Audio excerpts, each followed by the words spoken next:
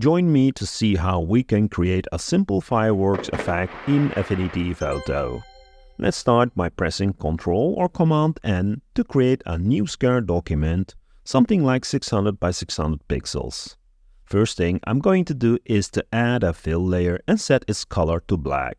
Now we're going to add a live noise filter. Make sure the noise filter is on top of the fill layer and not a child of the fill layer. Increase the noise slider to max value. We're going to apply a destructive filter in a second, and I want this to be applied to a copy of what we see right now. Using the merge visible, we'll create that copy. This creates a new layer, and with this layer selected, go to the filters, distort, affine. In the affine filter dialog, increase the eye scale to max value, which would be 1000%. We're going to apply the affine filter again, but this time with a lower eye scale. The idea is to get these medium-long vertical lines. Next, I'm going to select the brush tool. Make sure the blend mode of the brush is set to overlay and paint with a super soft black brush to the bottom of the image. This will make sure we get this nice faded out fireworks. Then, with a white brush, we're going to do the same to the top of the image.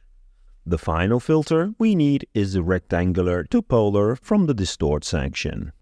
Awesome! We created a simple fireworks resource.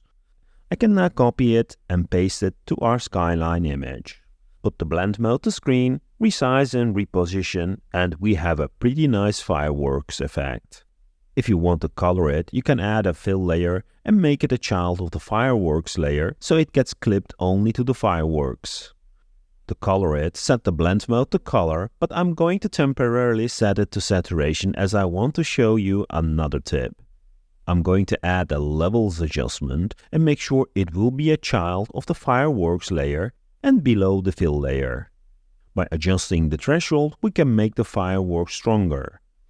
Because we have added a threshold adjustment, the fireworks layer will be black and white, and the fill layer will not recolor. To fix that, we need a levels adjustment to make the whites more grayish by lowering the white output level. Now I can go to the fill layer and set its blend mode to color, and as you notice, we changed the color of our fireworks. Pretty cool. We can now make copies, change their colors by changing the color of the fill layer, and finally resize and reposition them. A cool additional effect is to apply a diffuse filter. I will duplicate the largest fireworks effect and then apply the diffuse live filter. By increasing the intensity of the diffusion, we get this nice effect where the fireworks explosion illuminates the sky in a diffused manner. You can always go back to the initial document we created and generate different fireworks patterns. A variation could be applying a threshold adjustment before applying the affine effect. This way we get a less dense effect. A little bit of painting on the top and the bottom, and we can apply the rectangular to polar filter.